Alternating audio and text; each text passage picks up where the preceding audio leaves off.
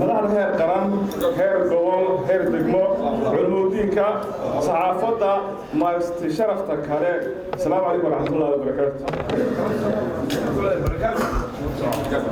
marka koowaad waxaa mahadnaqa ii qadaray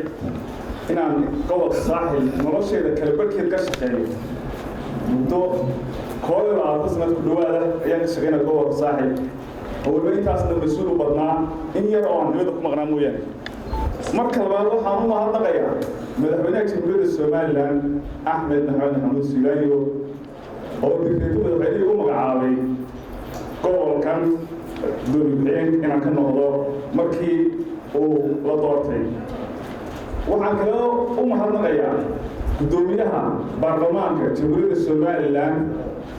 iyo wasiirka madaxtooyada oo iyaguna sabab u ahaa inaan digreetada ku soo baxo waxaan u mahadnaqayaa kale raggaanu soo wada shaqaynay ramaax cali maxamed cilmi iyo cabdalla sandheera oo madaxdii hore ee gobolka iyo degmada ahaa waxaan rabaa inaan kale halkan uga mahadnaqo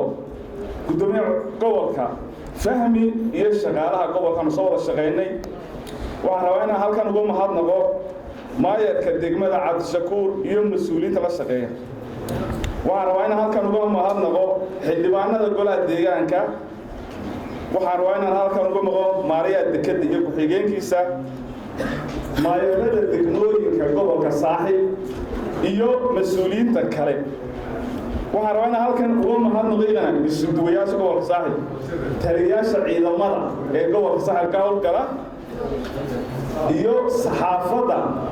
oo si qaasa aniga ixtiraami jirtay si wanaagsan ila soo shaqaysay aan aad ugu mahadnaqayo mahadnaqaa kadib maanta waxaan filaya waxa ii yaallo mahadnaqo wax kale ima yaallaan waxaan leeyahay waan ogahay xilku waa meerto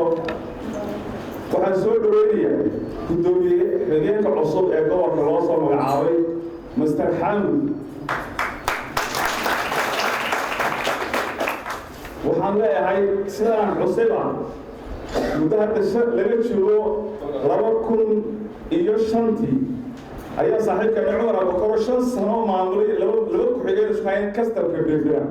ayuu maalintii daba cumar abukaro waxaana meesha badhiicaankeedii baa yaalo in layna bedelayba markaasaa le maalintii baa laga bedelay sulci laba gaaraan kala raacno anaa hargeysaan u raacay isna burco u raacay 5 sanaanu joogay degaa maamul ahayn in ka horeysana saraakiin baan ku ahay hadda waxaan idiin sheegayaa waxaan filaya markii ugu wanaagsanay laga bedelo because 5 sano dhow ayaan la soo qaatay xukuumadda xukuumadda axmed maxamed siilaayo waana u mahadnaqaysaan usoo wada shaqeynay iyagoo mas-uuliyiinta waxaan leeyahay xaamud gobolka saaxil dadka ku dhaqani waxa weeyaan dad aad u wanaagsan boqolkiiba boqol anuu aan ammaanayn odhanayna waa hadalkii tv-ga waa dad wanaagsan ilaahi baa igu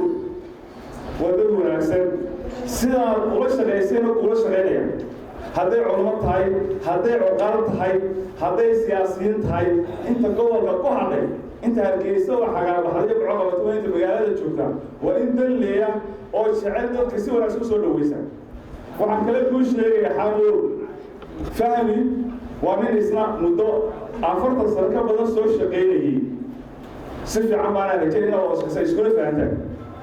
waxaan rabaa inaan halkan in yar kaagas kugu sii daro aan rabo inaan ku noodgareeyo oo igu waajib inaan kuu sheego shaqaalaha gobolka saaxil ama xafiiska gobolka saaxil shaqaalihiisu shaqaalo kooban sanadkii dhaweey shaqaalo hoosaadka laba oday baa ka dhintay ilaaha u naxariiso laba kalena hadda sirre ay saaran yihiin inkastoo nodka u simanahay waxaan kugula dardaarmayaa inaad saaxiib la noqoto shaqaalaha xafiiska weliba aad uga warayso sida u kala hooseeyaan ama u kala liitaan taas oo mas-uuliyadda koowaad ku saaran waxaan kale kuu sheegayaa in guddoomiyaha gobol ama madaxda sare gobol waxay saaxiib la tahay ama intaba ku mashquulsan howlaha culculus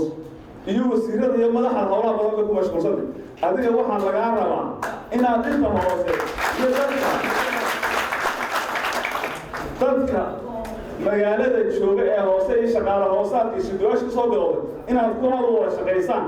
حفيز كيسة مركي دقة مشغولان أدلك السؤال ويسو أتذكرون ترويسو ككلام واحد السنة يسي هبي أول ربيسو يعني بوسو بتينيا وحنبوسو قبلينيا إن هوش ترتا قوة كان هذا قاعد تقول هيدا فحشي وحوي لقى مارمانكا